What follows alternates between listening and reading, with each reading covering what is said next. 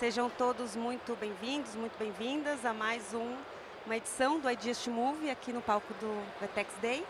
É um espaço que a ClearSale sempre traz para compartilhar, né, com o mercado, com as pessoas, conversas que movem então o mercado e que falam sobre gestão de risco, e-commerce, transformação digital e outros assuntos importantes. E um lembrete importante: todo o conteúdo produzido nesse palco, tanto do dia anterior quanto de hoje, estará no nosso Clearcast da ClearSale, o podcast da ClearSale, na semana seguinte. Então fiquem ligados aí que vão ter todos esses conteúdos super importantes e ricos aí para vocês olharem depois, tá bom? E agora, pessoal, nosso papo aqui vai desafiar um pouquinho do que a gente está acostumado a falar sobre vendas online, né? Vamos aqui falar um pouquinho sobre o que é o novo vender online hoje em dia, na atualidade. Porque quando a gente fala disso, muitos ainda pensam naquela venda tradicional, checkout, carrinho de compras, mas não é mais só isso, né? A venda online hoje em dia, ela também vende experiências, jornadas, experiências para os clientes, né? A realidade hoje é outra. E para falar sobre isso, a gente está aqui com duas pessoas super importantes do mercado, né? Com perspectivas diferentes, mais complementares. Então, hoje eu estou aqui com o José Messias, gerente de planejamento financeiro da Cobasi, e o Thomas Miller, gerente de riscos da Simpla. Eu gostaria que vocês se apresentassem rapidamente, por favor. Perfeito, eu sou o José Messias, hoje eu sou o gerente de planejamento financeiro da Cobasi, cuido da parte de tesouraria, contas a pagar, receber, fraudes também, a parte de riscos está um pouco ali sobre a minha gestão. Também cuido do planejamento financeiro estratégico da companhia, planejamento não só do curto, mas do médio e longo prazo também. As áreas de planejamento comercial também estão ali sob meu guarda-chuva, então acabo tendo esse guarda-chuva ali, esse leque bem amplo de gestão de vários temas na Cobasi ali no dia a dia. Estou na Cobasi faz 7 anos, trabalho com a ClearSale já também há 7 anos, então obrigado pelo convite. Meu nome é... Tá me ouvindo bem? Sim. Meu nome é Thomas Miller, eu trabalho na Simpla há 7 anos e eu sou responsável pela área de riscos, né, com um foco muito grande em prevenção a fraudes nas compras com cartão de crédito, que a ClearSale também é uma das nossas parceiras nesse combate. E nosso foco é muito grande em riscos para o usuário, né, adiantamento de vendas, compras, então a gente está olhando muito para a segurança e para a confiança dos usuários na nossa plataforma. Muito legal, obrigada. E a gente viu aqui pelas marcas, né, que estão aqui com a gente, que eles são referências em vender experiências, jornadas e não só um produto. E é disso que a gente vai falar hoje, tá? Vamos direto ao ponto. Eu queria saber de vocês, na visão de vocês, o que realmente significa vender online em 2025, nos dias atuais, né? Como que esse conceito mudou ao longo do tempo e como que é hoje na casa de vocês? O meu ponto de vista aqui, isso evoluiu bastante com o tempo, né? E fica bem visível, notável, que até 2010 ali o varejo era tradicional, ele estava na loja e com o vendedor, o relacionamento ficava restrito ali à loja. Os primeiros varejistas ali online começaram a abrir as plataformas, tinha aquela dificuldade em venda, transacionar o cartão. Quem lembra aqui do débito antigo, aquele do digital que você tentava e você ia para a página do banco, não funcionava. Depois o e-commerce ele foi evoluindo e foi deixando essa usabilidade. Então acho que o primeiro passo lá do e-commerce, quando eu vejo, principalmente o varejo, né, é que ele foi por um caminho de melhora de usabilidade até chegar em certo ponto onde que, quando a usabilidade ela foi superada, foi o estreitamento mais com o cliente. Então agora a gente vê muitas operações que são cross, omni, retira, chip, então ela começa o relacionamento na loja, esse relacionamento na loja ele vai para o e-commerce e cada vez mais fica notável ali a aproximação e o relacionamento mais próximo do cliente. Acredito que a gente ainda está numa revolução grande, principalmente agora com o varejo chinês, o varejo marketplace, isso está bem desafiador para vários setores, o varejo não anda muito bem ali das pernas nos últimos anos, aqui os 2 últimos anos principalmente, muito complexos para várias operações, moda com bastante dificuldade no setor, recebendo bastante competitividade, acessórios, coisas pequenas, então tem muitos entrantes ainda no mercado. O da Cobasi especificamente é o varejo pet, que é um mercado muito promissor, com muitos entrantes, com um varejo muito amplo e tudo, com bastante potencial. Então a gente foi por um caminho muito na Cobasi de melhora de usabilidade e melhora desse relacionamento com o cliente, que ele começa muito na loja ou começa no e-commerce, e a gente tenta sempre relacionar ele com as várias entradas, né? Com ele falando na loja, ele falando no e-commerce, a gente cruzando isso com o digital, cuidando do pós-venda, construindo cada escadinha de relacionamento com ele, tornando o cliente assinante, um consumidor de serviços. Então o varejo ele passa por aquele momento que primeiro foi de estabilização, de usabilidade, de arrumar ali a cozinha para fazer essa experiência ficar fluida e mais prática. E depois ele passou agora por uma customização.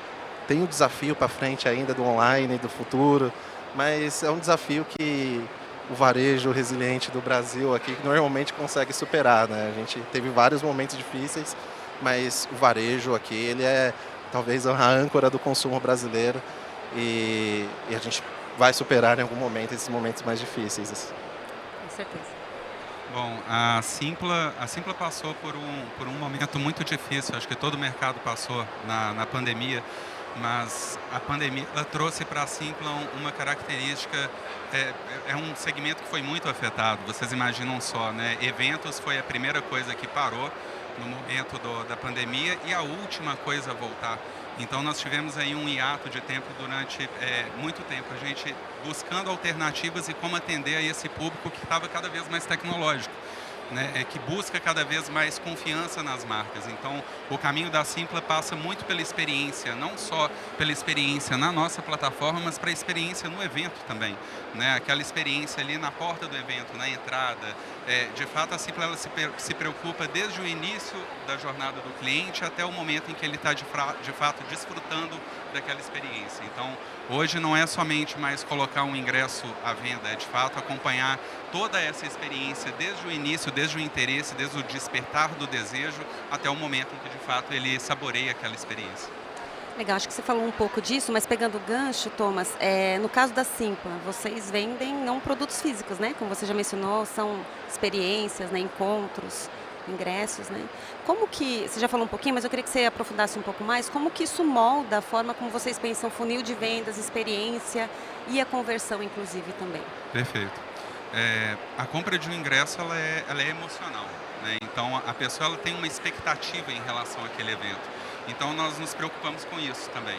A nossa intenção é de fato permitir com que o usuário tenha tanto uma boa experiência na nossa plataforma, mas que no evento ele também consiga fluir bem, né? Que tudo aconteça da melhor forma possível. A gente estava conversando aqui um pouco antes que a Simpla ela atua do online ao offline. Então a gente também tem um time de operação local dedicado para justamente nessas aberturas, nas entradas dos eventos, a gente propiciar aquela melhor experiência. E dentro de um funil de vendas e conversão, a gente olha muito para o contexto da urgência, né? E é uma urgência real, é uma virada de lote, são ingressos que estão acabando e que eventualmente aquela pessoa que quer ir naquele evento, ela pode ficar de fora. Então a gente utiliza também desses contextos para justamente propiciar uma venda melhor, né, para aquele evento. Então a gente usa de todas essas estratégias combinadas para conseguir uma boa conversão. E a conversão ela não termina no pagamento, né? Ela vai justamente até a entrada do evento, até experimentar de fato. Muito legal. E você falou de venda emocional, na Cobasi não é diferente, né? A gente está falando dos pets, né? Dos nossos queridos pets. Então também tem uma questão emocional. E na Cobasi a gente vê que os serviços recorrentes têm aumentado muito, né? Então vocês têm muito esse apelo também da recorrência, da fidelidade do cliente. Como que é feito, José, a digitalização de venda nesses mercados em que a recorrência, em que os serviços recorrentes ele é presente, né? Existe alguma jornada pensada para esse momento? Perfeito. E isso vai um pouco da escadinha de relacionamento que eu comentei, né? Primeiro, quando a gente traz um cliente novo para a empresa, esse cliente vai ter um canal de acesso, seja o e-commerce, seja a loja.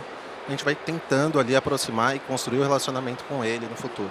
O mercado de pet shop, ele é um mercado muito pulverizado, tem muitos lojistas pequenos, muitos pet shops pequenos, então é um mercado muito espalhado, com bastante potencial de digitalização. Então, um pet shop, ele recebe o cliente já está com um apego emocional, já está fazendo um enxoval do animal dele, do cachorrinho dele, do gato dele. E, e, e a gente, o nosso papel ali é muito deixar essa experiência muito boa para ele e tentar construir esse relacionamento em cima. Então o cliente ele não é assinante, mas a gente torna ele assinante, o consumo dele aumenta com essa assinatura. Depois que esse consumo aumenta, a gente oferece uma operação de serviços, é, oferece descontos ali para ele consumir o serviço a primeira vez na Cobasi, e depois que ele consome esse serviço, ele passa a concentrar mais vendas dentro da Cobasi. Então essa escadinha de relacionamento é o que a gente vai impulsionando ele. E outras, existem várias alavancas disso. Um convênio PET que pode surgir no futuro, uma estratégia ali de maior recorrência, os descontos de assinatura. A própria assinatura hoje na Cobasi, ela faz mais de 20% da venda digital, então tem bastante potencial ali para acontecer aquela venda recorrente, automática. Isso vai fidelizando o cliente, ele vai conhecendo o ecossistema inteiro da empresa, isso vai impulsionando o consumo dele com o tempo. No final, o varejo ele vai olhar muito o LTV, então ele vai olhar o quanto que o valor desse cliente na linha do tempo. A gente tem que entender quais são os clientes potenciais com mais valor no futuro, impulsionar esse tipo de consumo. Então, se tem algum consumo que permite, alguma estratégia que permite aumentar o LTV, essa estratégia ela precisa ser desdobrada para clientes que ainda não têm esse canal, que não consomem serviço ou que não consomem algum outro tipo de... não uma outra jornada ali dentro da empresa. Então, no final de tudo, eu acho que é construir esse relacionamento com o cliente, fazendo ele consumir diversos produtos ali do ecossistema, é o que fortalece a marca e é o que está nos planejamentos estratégicos da empresa para o futuro. Outros pontos, como expansão de lojas, crescimento, o crescimento orgânico, o crescimento ali de produtos, qualidade, isso tudo vai sendo construído com o passar do tempo, mas impulsionar o comportamento do cliente para que ele aumente a frequência, aumente a rentabilidade e aumente esse consumo dentro do ecossistema é o que tem de driver ali para a nossa operação no futuro.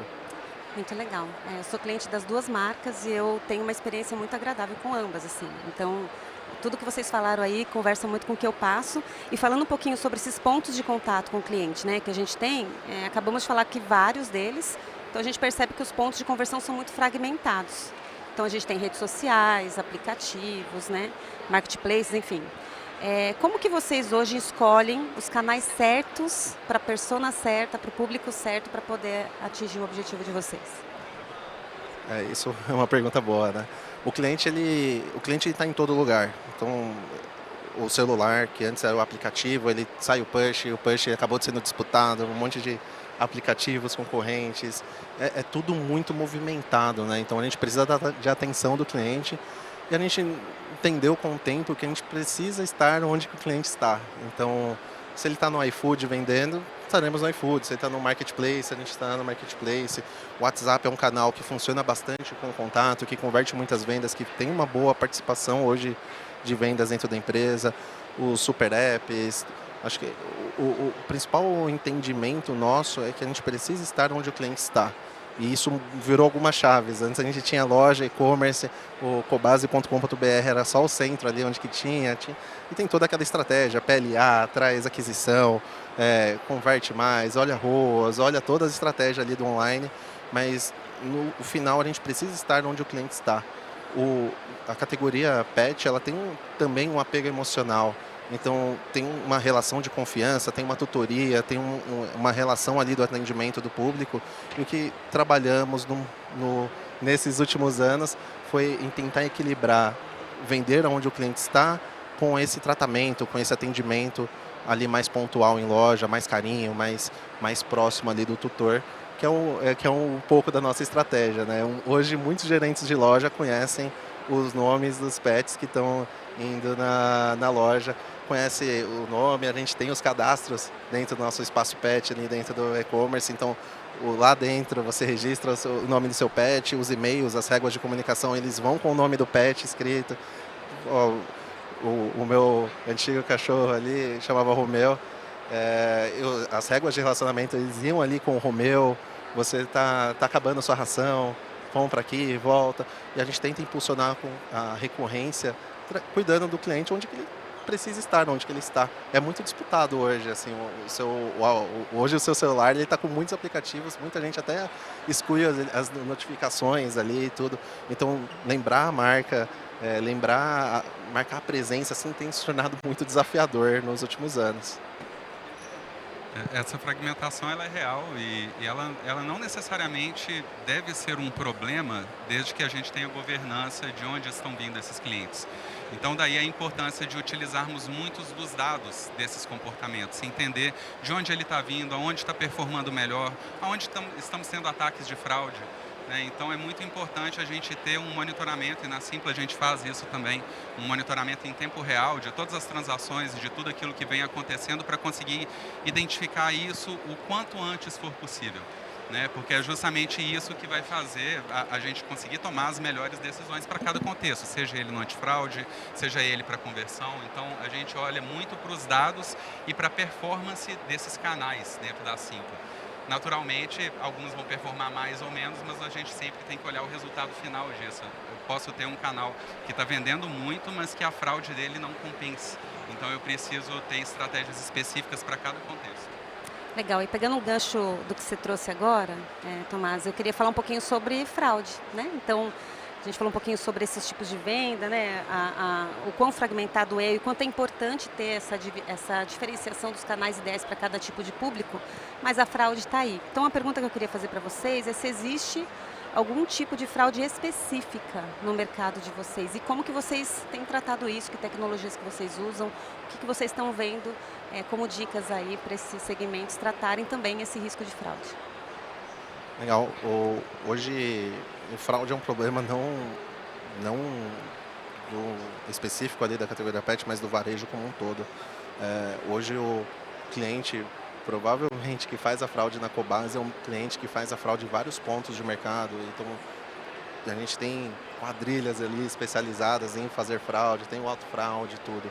Hoje, a Cobasi ela tem um time, uma gestão ali da fraude muito baseada no modelo da ClearSale, que a gente tem com a mesa. Eu acho que o resultado é bom. A gente sempre tem que equilibrar, o quanto que a gente aprova com o quanto que a gente tem ali de resultado chargeback, todo esse contexto. Mas eu estou aprovando 99,5, 99,7, com um chargeback baixíssimo ali, de menos 0,1% ali da venda. Então, os serviços aqui estão bem equilibrados. Quando eu falo do varejo pet, e aí a gente está falando não só específico do varejo pet, mas do varejo novo ali, que é a operação Omni, o cliente está em loja, está no site, o cliente ele compra na loja, ele frauda o site ali, ele vai retirar na loja muitas vezes esse pedido, e é difícil porque você não entrega num endereço específico, então ele vai na loja, ele vai com documento falso, ou ele tenta tirar esse produto da empresa ali de uma forma indevida. O que temos reforçado também são camadas de proteção adicionais ali no momento da ponta da loja. Então, no momento que o cliente vai retirar o produto, a gente criou algumas regras onde que o gerente da loja ele é meio que responsável por garantir a fraude. Então, por exemplo, pedidos novos, eu tenho uma marcação dizendo que esse cliente nunca comprou na Cobasi, então tem que ter uma regrinha ali nos documentos de retirada. Se ele nunca comprou na Cobasi, se o valor do pedido é alto, esse cliente também recebe um outro pontinho. Se o cartão é novo ou o cartão é de terceiros, ele também recebe outro pontinho. Eu não recuso esse pedido, mas eu faço uma checagem adicional para no momento da retirada eu ter segurança que aquele produto é do cliente mesmo. Hoje eu restringi muita coisa com isso, eu segurei muita fraude, os indicadores estão bons ali de chargeback, mas é um problema do varejo como um todo, a operação Omni ali retira principalmente ali, ela é bem afetada por isso. Hoje, até antigamente uma prática, conferir o cartão no momento da retirada do produto. Isso é uma coisa que não funcionou mais pra gente, porque o cartão estava muito no digital e tinha muitos prints, tinha muita relação ali. E a gente resolveu ele criando uma régua no momento da retirada, a gente barrando vários produtos, vários processos. E com o tempo que você vai tratando a fraude, o varejo específico ele vai ficando menos suscetível. Então o fraudador, a quadrilha, ele vai atuando menos naquele varejo porque ele sabe que o resultado não é bom, porque ele é restrito. Então a fraude é um remédio que você vai. O antifraude, né? Os processos de antifraude, eles são remédios que você vai aplicando e com o tempo o paciente ali vai melhorando e a gente vai tendo indicadores muito mais saudáveis. Eu não tenho um ataque de fraude assim faz bastante tempo, eu acho que mais de um ano que eu não tenho um ataque lá no meu e-commerce, que eu não tenho uma quadrilha atuando, tentando levar pedidos. Então está bem controlado assim por várias iniciativas que a gente tem tomado. Que sonho. Chegaremos lá. Mas, diferentemente da Cobase, a Simpla tem produtos digitais. E nós não temos uma entrega física, né? A gente também tem a gente sofre com chargeback, né? Acredito que é a principal fraude hoje que a gente combate. Então, a gente tem dentro disso a autofraude, a pessoa que ela mesma fez a compra, mas ela alega que ela não fez. A gente tem a fraude amiga, que é, de repente, um amigo que usou o cartão do colega ali para fazer uma compra. E a gente tem a fraude deliberada em si, que são cartões que são vazados na Deep Web, né, que são comprados e utilizados.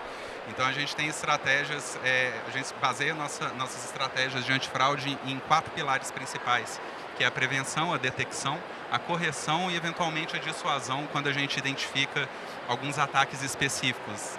Diferentemente da Cobase, a gente sofre bastante ataque em eventos que têm uma alta atratividade de fraudadores.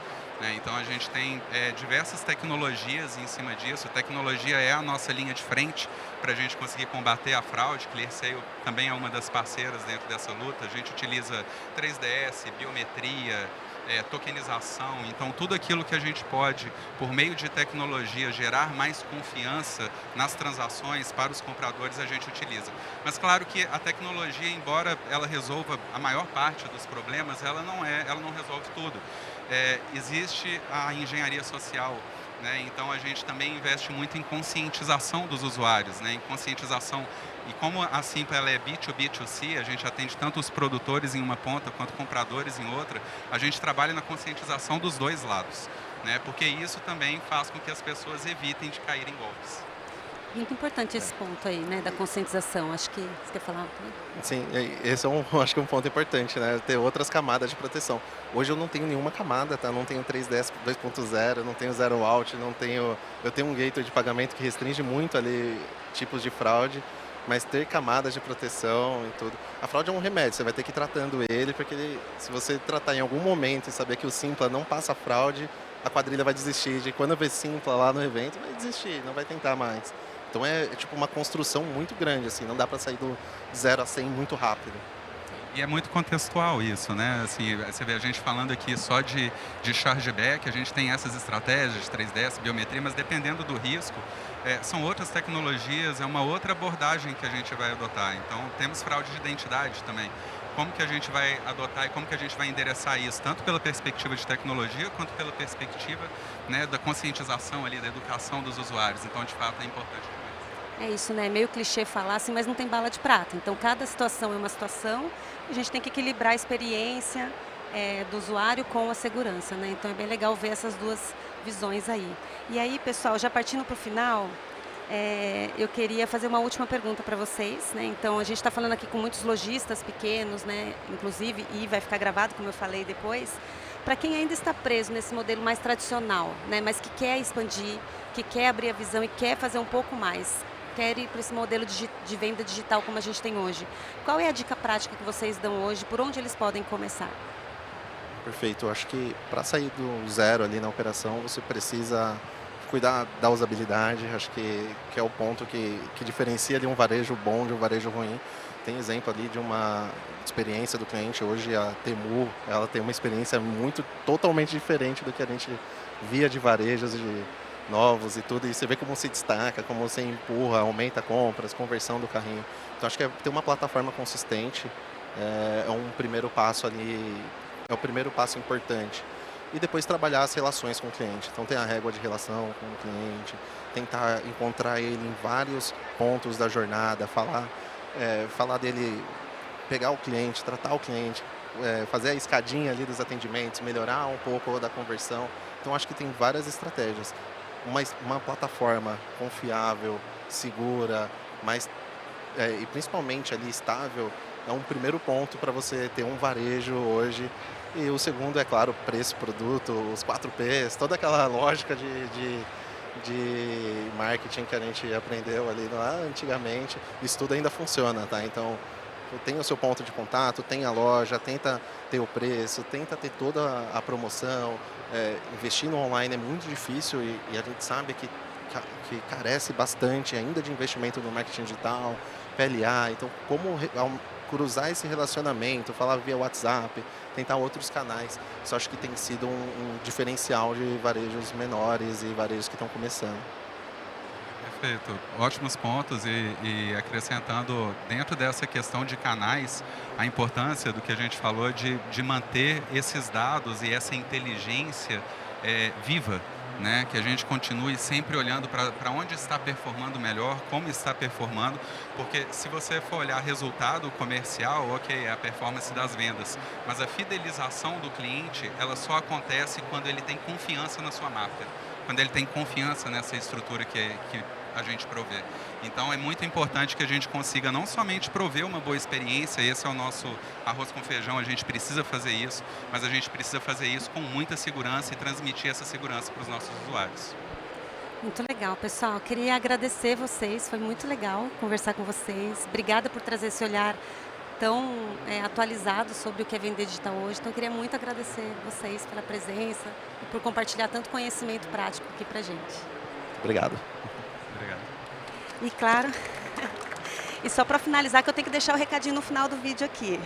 Queria deixar claro que todas essas conversas que a gente está tendo aqui no painel do Ideas to Move, tanto do dia anterior quanto hoje, vão ficar disponíveis depois no nosso podcast, o Clearcast. Então acessem lá, fiquem atualizados, tá bom? Obrigada, pessoal.